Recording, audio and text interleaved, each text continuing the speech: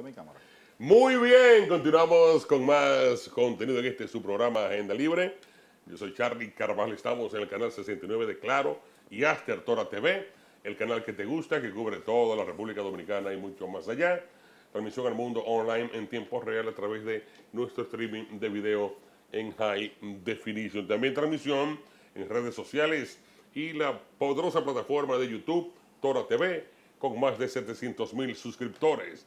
Este es su programa Agenda Libre. Hoy tenemos como invitado especial un destacado jurista que nos visita de vez en cuando necesitamos pues informaciones en torno a importantes casos judiciales, y agradecemos profundamente que el destacado abogado, jurista, abogado constitucionalista, así que se dice, también presidente de su firma legal, consultores legales, pues nos acompaña aquí cada vez que solicitamos su participación. Recibamos al doctor, pues Carlos, ¿no fue el apellido Carlos? Mesa. Carlos Mesa. Carlos Mesa. Carlos, ¿cómo te estás? Bienvenido. Gracias, Excúsame, Charlie. dame las manos ahí. Gracias, hermano Charlie. Excúsame el lapsus. Estamos aquí en Agenda Libre, como siempre, esta es nuestra casa. Así es, aquí saludo al amigo Abinader Fortunato. Abinader Fortunato, Sí, que hoy esperamos está que un se poco recupere pronto. delicadito de salud, entonces hoy no pudo venir.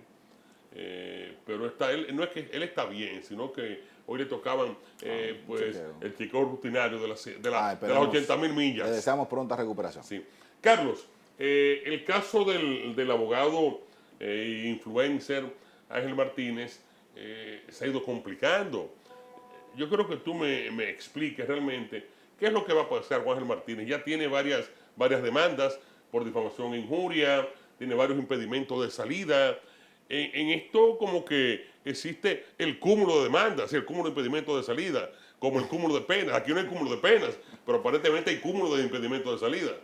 Sí, sí. Mira, nosotros comparamos el caso de Ángel Martínez como le hemos dedicado durante el último mes, ya desde el 26 de mayo que él arribó al país, todo ese periplo, toda esa crujía.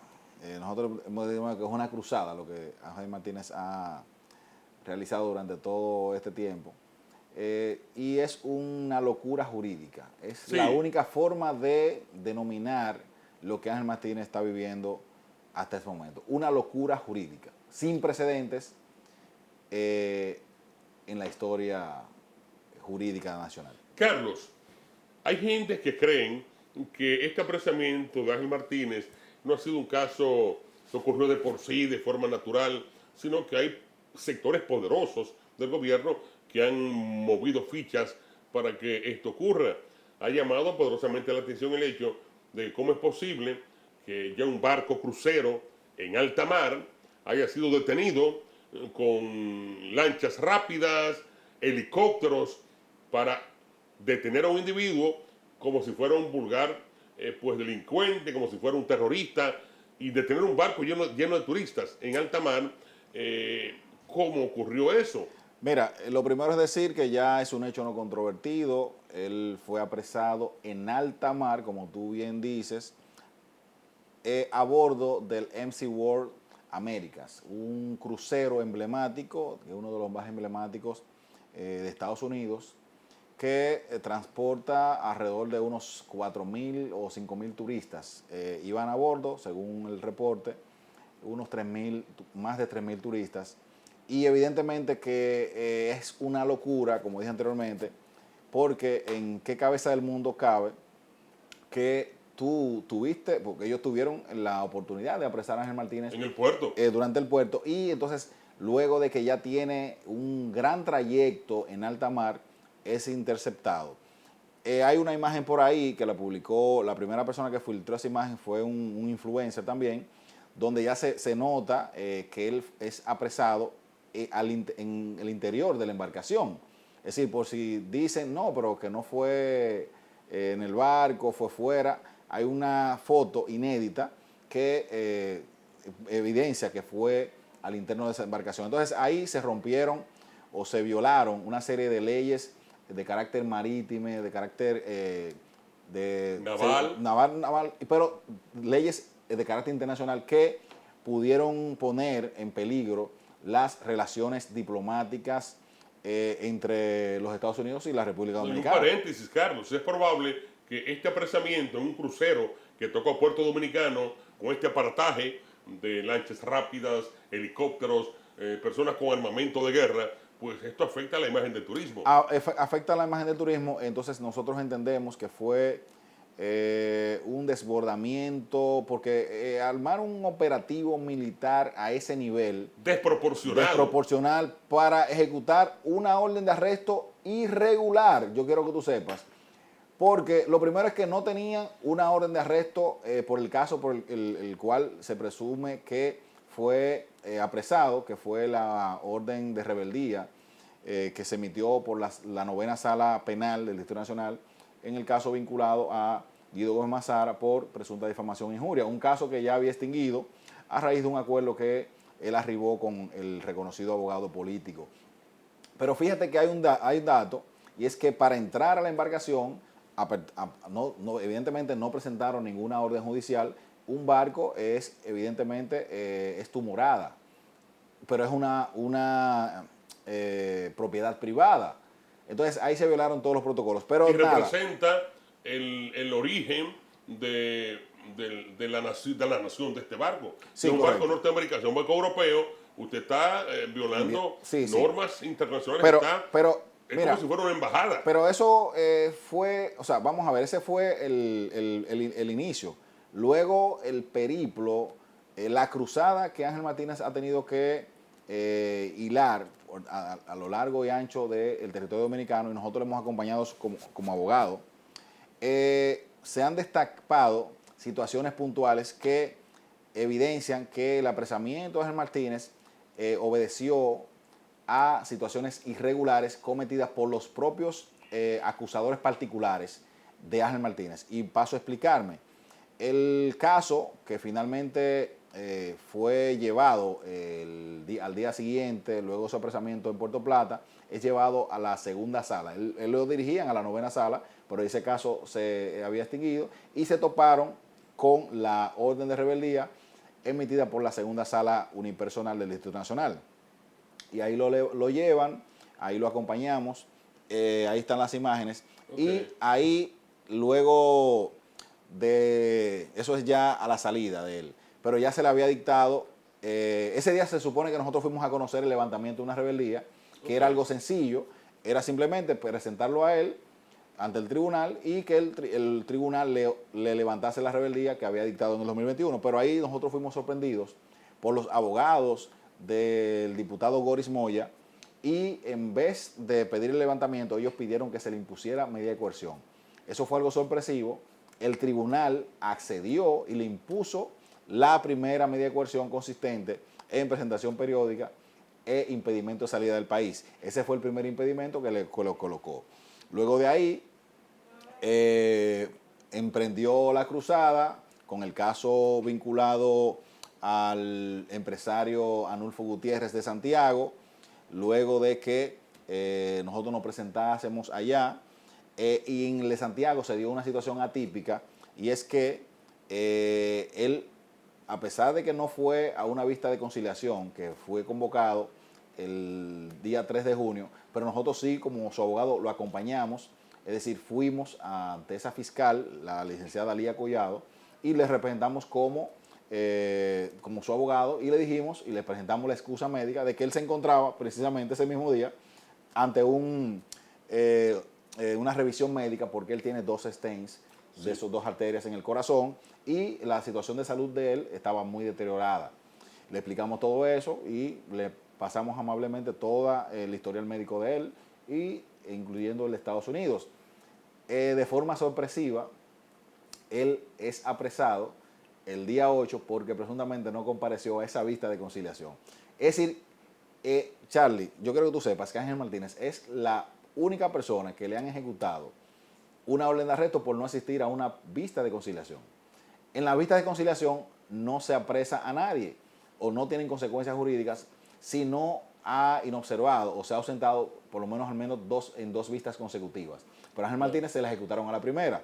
Pero ahí, en ese caso, yo quiero que tú sepas que ahí es donde sale. Acuérdate cuando él lo apresan, hubo un cable que se filtró de que se presuntamente estaba vinculado a una red de chantaje y extorsión. ¿Tú recuerdas esa parte? Sí, claro, sí. Luego eso se dispersó un poco, pero con la querella de Anulfo Gutiérrez, entonces ahí hicieron una jugada maestra que yo la descubrí.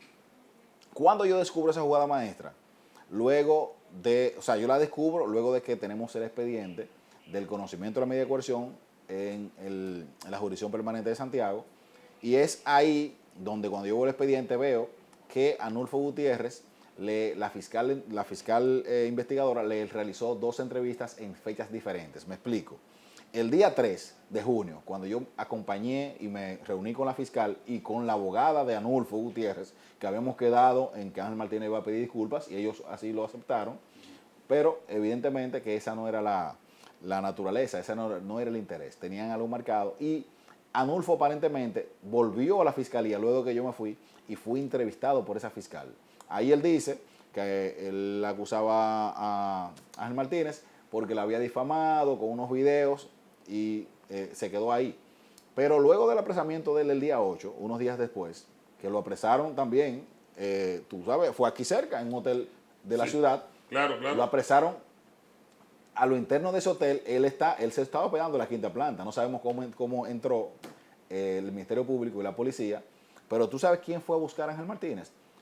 Fue a buscar a Ángel Martínez un fiscal de la Dirección de Persecución del Ministerio Público. Eso te dice a ti, por un tema privado, de carácter privado, porque estamos hablando de difamación e injuria agravada a través de medios electrónicos, es un tema, es una instancia, de acción pública en instancia privada, pero es evidentemente un tema privado, porque el delito, la difamación es un tema que ataca la moral de la persona. Ahí el Estado no está involucrado ahí. Entonces, volviendo al punto, ¿qué es lo que yo descubrí? Que el día, él es apresado el domingo 8, aquí en ese hotel, y al día siguiente se destaca una entrevista donde Anulfo Gutiérrez, ante esa misma fiscal que la había entrevistado, Anulfo Gutiérrez entonces cambia la versión y dice que Ángel Martínez lo estaba extorsionando y que le pidió $300,000. Fíjate cómo cambió el asunto. Eso fue evidentemente una jugada maestra para poderle justificar que se le impusiera la prisión preventiva en Santiago. Pero eso ¿Algún tipo de pruebas que no, certificaran yo ese intento de soborno? yo demostré al tribunal, y fue uno de los argumentos esgrimidos, que no había una sola cintila, en derecho se llama cintila probatoria mínima, que evidenciara que Ángel Martínez había extorsionado o había tratado de extorsionar a Anulfo Gutiérrez. Y de hecho, la extorsión se da o se podía dar si yo amenazo con publicar la información que tengo a cambio de ser resarcido o que se me entregue dinero, pero Ángel Martínez publicó la información. Entonces, no se puede hablar de extorsión, pero extorsión ¿para qué? Para quitar los videos, pero eso no tiene sentido. Evidentemente la jueza, gracias a Dios, desestimó el argumento con respecto a la famosa extorsión y solamente le retuvo el tema de la difamación e injuria. Pero entonces esa jueza también se desbordó, porque entonces se volvió a imponerle el impedimento de salida, presentación periódica, y entonces le puso a la cerejita pastel, como yo dije, le puso ahí un dispositivo electrónico que está prohibido por la propia normativa procesal penal. Yo creo que tú sepas, Charlie. ¿Ese dispositivo electrónico no interfiere con su situación del corazón? Es posible. Es posible, pero yo creo que tú sepas lo siguiente. El artículo 226 de la normativa procesal penal, que es donde están establecidas las diferentes medidas de coerción que se le pueden imponer a una persona, ahí están dispersas desde la presentación periódica, el impedimento de salida, entre otros, la garantía económica y el dispositivo electrónico, que es el 6, y luego el 7, que es la prisión preventiva. El dispositivo electrónico, conforme al párrafo infine del artículo 226, es considerado como si fuera una prisión, igual al arresto domiciliario. Es decir, que fue un desbordamiento increíble con eso exactamente. Es una cosa increíble lo que ha ocurrido con Ángel Martínez. Gracias a Dios no se le impuso la prisión preventiva porque se descartó el tema del grillete, del chantaje y la extorsión.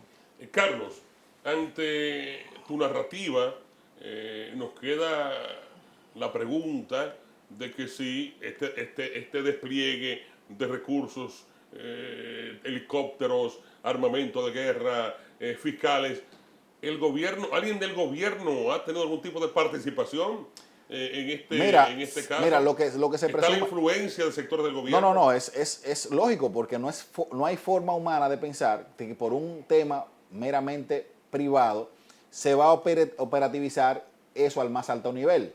Entonces, ¿qué es lo que yo presumo? Y ahí estaría especulando. Acuérdate que Ángel Martín había hablado de unos famosos videos, unos temas ahí, un tema vinculado también a un ciudadano haitiano, entre otras cuestiones ahí. Yo entiendo que estaban detrás de esos videos, pero yo creo que tú sepas que a Ángel Martínez le retuvieron el teléfono durante más de 7 días. Y ese teléfono que tenían las autoridades, luego se lo entregan en el hotel, se lo dejan en el lobby del hotel, y luego en el apresamiento del día 8, le retoman el teléfono nuevamente. Y ese teléfono está en la Fiscalía de Santiago, supuestamente, para una extracción de datos. Y nosotros le advertimos a esa fiscal que cuidado con ese teléfono, porque ese teléfono evidentemente que no puede ser utilizado, porque duró 6 días o 7 días las autoridades Y con ellos él. pudieron hacer la extracción de datos durante Pero lógicamente, la permanencia que tuvieron el sí, teléfono en su poder. Sí, entonces un poquito más adelante, recuérdate que te había dicho que aquí yo entiendo que y la respuesta puntual, ha obrado el poder político, el poder del Estado en contra de Ángel Martínez, pero también otros sectores. Y es el caso que es el que yo digo que siempre es el fantasma que ha perseguido a Ángel Martínez, que es el caso vinculado al diputado Goris Moya. Ya luego de la imposición del primer impedimento de salida, luego del segundo en Santiago, entonces volvimos a tener la primera audiencia fijada para el pasado 24 de junio. Entonces ahí nos vimos la cara con la juez titular, la magistrada Clara Almonte. Y yo quiero que tú sepas que en el caso de Goris Moya, ahí quien te habla le dio un giro de 360 grados al caso Goris Moya. ¿Cómo así? Bien, mira, yo soy incisivo cuando trato o cuando me adentro en procesos legales, y de hecho yo estaba verificando hasta renunciar a la defensa de Ángel Martínez porque yo entendía que ya había muchas cosas, pero él no aceptó, sus familiares me llamaron y yo dije, déjame dedicarle más tiempo a Ángel Martínez a ver qué es lo que ocurre. Y teníamos audiencia la próxima semana del caso Goris Moya. Y me dedico y verifico el expediente, pues yo quiero que tú sepas que descubrimos, Sí. y es bueno que si el señor director puede verificar el acto de alguacil. Perfecto. Hay un acto de alguacil, ahí, páralo ahí. Ok. Ese acto de alguacil, el acto de citación 48-2021 del 3 de marzo del año 2021, es un acto que yo, Carlos Manuel Mesa, descubrí, es un acto falso. Okay. Utilizaron a una persona de nombre Juan Javier Cruz, que dice ser alguacil ordinario de la Suprema Corte de Justicia, y dice que se trasladó a una dirección que Ángel Martínez tenía hace 50 años. La dirección dice calle L, sector Las Palmas, número 10, provincia de Santiago, donde tiene su domicilio el señor Ángel Ramón de Jesús Martínez, y dice ese alguacil falso que habló con una señora que se llama Carmen, y esa persona le dijo que era el servicio de Ángel Martínez. Pues ese acto dice que fue a requerimiento de la propia jueza titular de la segunda sala unipersonal, y ese acto nosotros descubrimos que es falso. Cuando nosotros vamos donde la magistrada, lógicamente, previo a eso, ese acto es el acto el cual una juez suplente de ese tribunal, el 18 de marzo de ese mismo año, esa jueza dice que Ángel Martínez compareció al tribunal, que un abogado representando a Ángel Martínez compareció al tribunal y que se opuso al pedimento de los abogados de Goris Moya. Los abogados de Goris Moya en esa audiencia dicen, como él no compareció, no obstante fue debidamente citado, entonces queremos que usted dicte la rebeldía en contra de Ángel Martínez porque fue debidamente citado. Y dice la jueza que ciertamente ella no puede dar la rebeldía porque fue la primera vista de conciliación, pero que sí él fue debidamente citado y además tenía un abogado que lo representó ahí. pues descubrimos que ahí no había ningún abogado y que el citatorio era falso. Era falso. Pero además, ese fue el acto que le aperturó los plazos de lo que establece el artículo 305 de la normativa procesal penal. El artículo 305 es donde se inicia para que luego de que se le notifica la querella y las pruebas, el imputado pueda defenderse proponiendo pruebas a descargo para defenderse. Pues a partir de ahí, y el imputado tiene solamente 5 días para responder, pues agotado eso, se levantó acto de no conciliación y ese fue el acto. Ahí tenemos la certificación emitida por el Consejo del Poder Judicial, donde dice que esa persona no está registrada como, no existen registros como alguacil ordinario del nombrado Juan Javier. Ese acto, esa certificación, yo creo que tú sepas que se van a desprender investigaciones de carácter disciplinario, porque si ese alguacil no aparece, evidentemente que tú sabes para dónde va el asunto. Los abogados de Goris Moya van a tener un problema.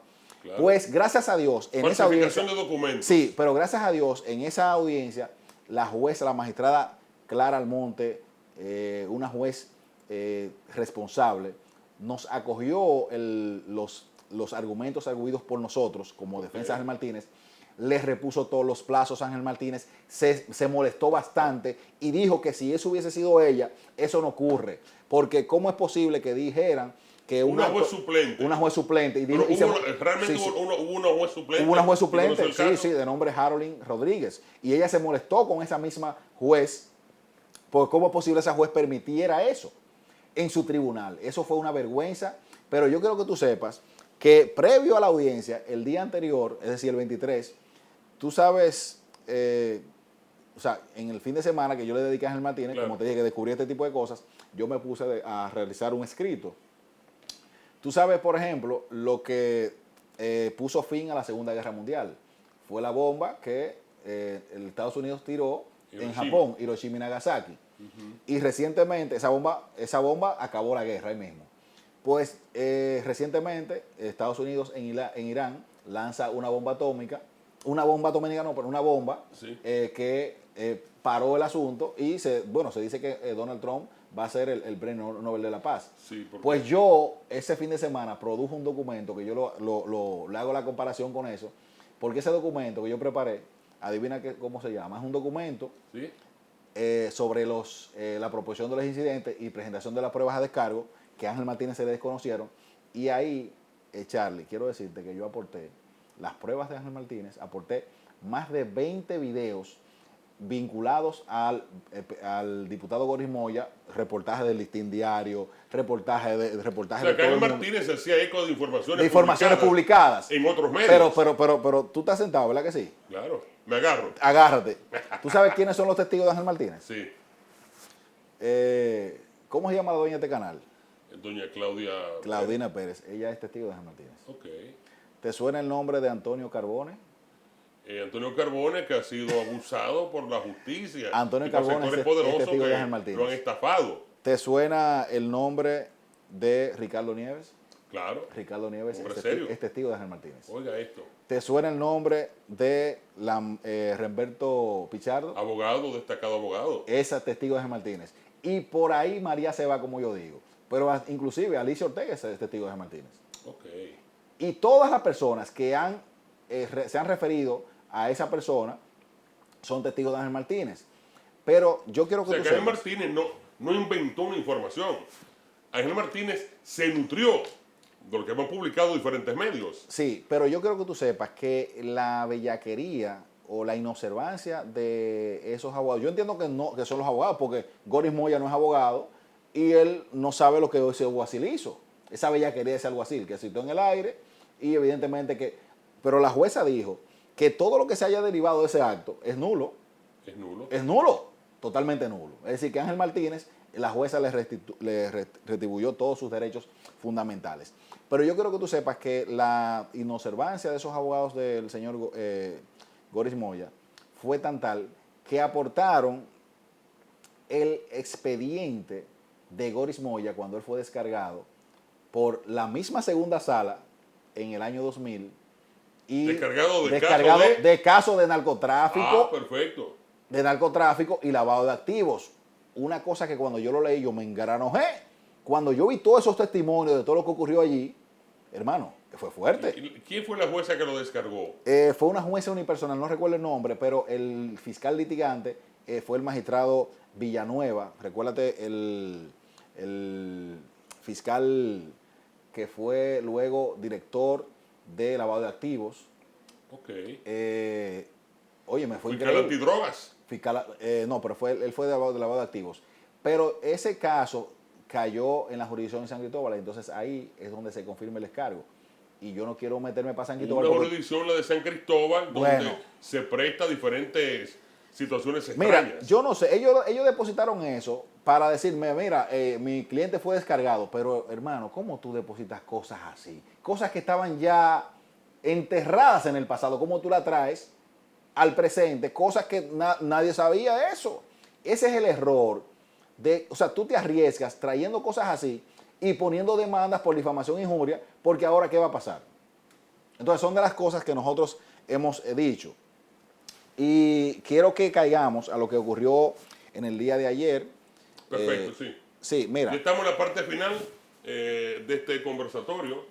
Sí. Adelante, adelante. Mira, en el día de ayer, todo la prensa nacional y la comunidad jurídica y todo el mundo se hizo eco de la nueva o la tercera imposición de medida de coerción a Ángel Martínez por el séptimo juzgado de instrucción. Yo creo que tú sepas que ese fue un proceso en el cual es insólito lo que ocurrió allí.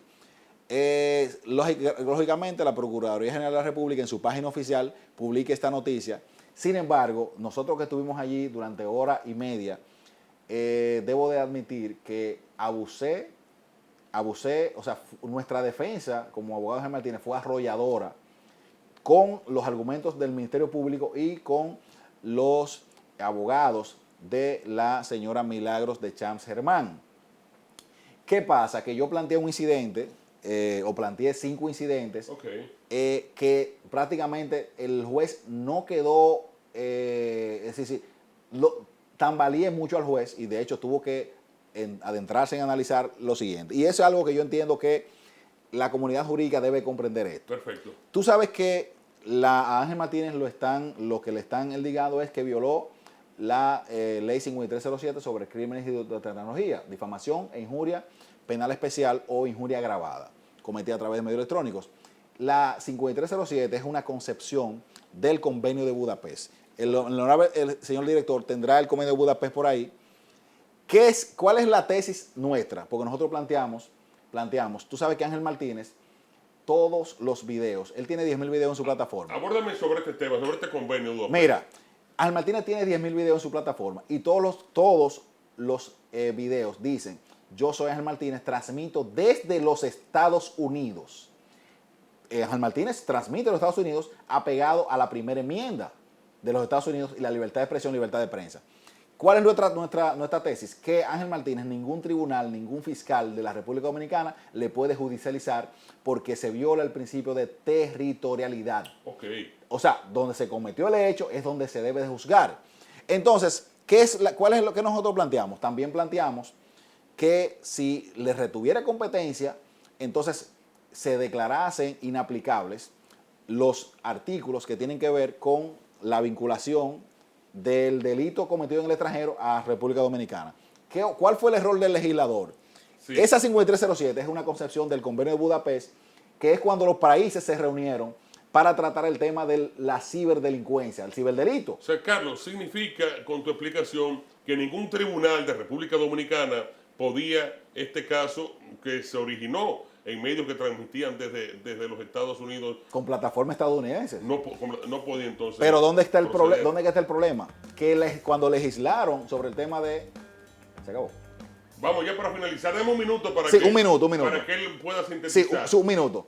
Cuando legislaron la 5307, fue sobre la base del Convenio de Budapest, pero el Convenio de Budapest no no se trató, ahí lo que se trataban sobre los temas de seguridad informática, incursión en violación de datos, ese tipo de cosas. No se creó el delito de la libertad de expresión. Carlos Mesa. Esa es la gran muy situación. Buena tu participación, tendremos que seguir conversando. De esta forma llegamos al final de esta edición de su programa Agenda Libre. Gracias, hermano. Gracias a ti, Charlie. El tiempo fue muy bien aprovechado. Hasta mañana.